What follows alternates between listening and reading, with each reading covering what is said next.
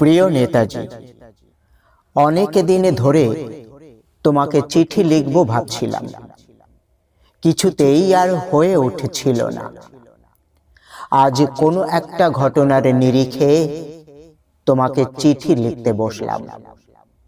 ছেলেবেলায় আমাদের দোতলা ড্রয়িং রুমে তোমার ছবি, জন্মদিনে পেতাম বই, সেখানেও তুমি।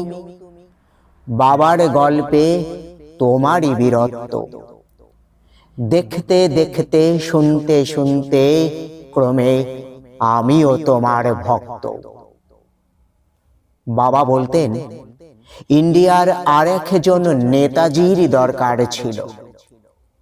মা গাইতেন বীর সুভাষের মহান দেশ। দাদু বলতেন ছেলেটাকে ওরা শেষ করে দিল। ঠাম্মার চোখে তখন আঁচলের খুঁট। এসবের মধ্যে বড় হওয়া আমিও কেমন একটা ঘোরের মধ্যে থাকতাম, ভাবতাম পারতে, তুমি সব পারতে, যদি আর একবার আমাদের মধ্যে তোমাকে পেতাম। আজ উত্তর 40-এও আমার একই ঘোর, কেননা তুমিই পারতে। দেশের মাটিতে দেশপ্রেমের মতো জোরালো একটা ঝাঁকুনি দেবার মতো ক্ষমতা তখন আর কারোর ছিল না। এখনো আছে কি? তোমার হারিয়ে যাবার পর দেশে কত কমিশন বসেছে। ভারতের পূর্ব পশ্চিম উত্তর দক্ষিণে কোন পীর, কোন সন্ত, কোন দয়ালু বৃদ্ধকে দেখে ভুল করেছে সবাই, ছুটে গেছে তুমি মনে করে, কিন্তু ফিরেছে মাথা নেড়ে। তবু তোমাকে পাবার আশায় বুক বেঁধেছে। তুমি তো শুধু বসুবাড়ির নও, গোটা ভারতবর্ষের মণিকোঠার হীরক, যার আলোর শুদ্ধতা কালোকে সাদা করতে পারে। এই বিশ্বাসে ভর করে সবাই ভেবেছিল তুমি আসবেই, কিন্তু এলে না। কেটে গেল অনেকগুলো বছর, পেরিয়ে এলাম জীবনের অনেক গলি খুঁজি। তুমি এখন বিমানবন্দরে, সভা সমিতিতে, রিসার্চ ব্যুরোতে, এমনকি ছেলের নামকরণেও শুধু হৃদয়ে যেন দোলা দেয় না।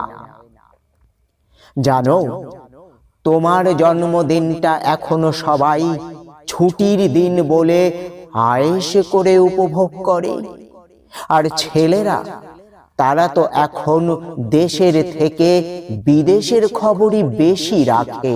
আর মেয়েরা, তারাও স্বাধীনতার ভেলায় চড়ে হতচকিত, শুধু মাটিটা কাঁদে।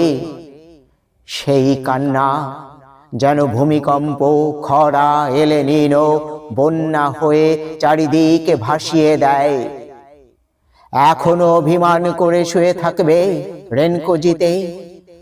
আজ যখন ঘাড়ের ওপর AK-47 নিঃশ্বাস, রক্তের হরি খেলা ধর্মের জিগিরে, তখন শোনাও সেই আওয়াজ, আমি সুভাষ বলছি। মেয়েটা দৌড়ে এসে বলবে,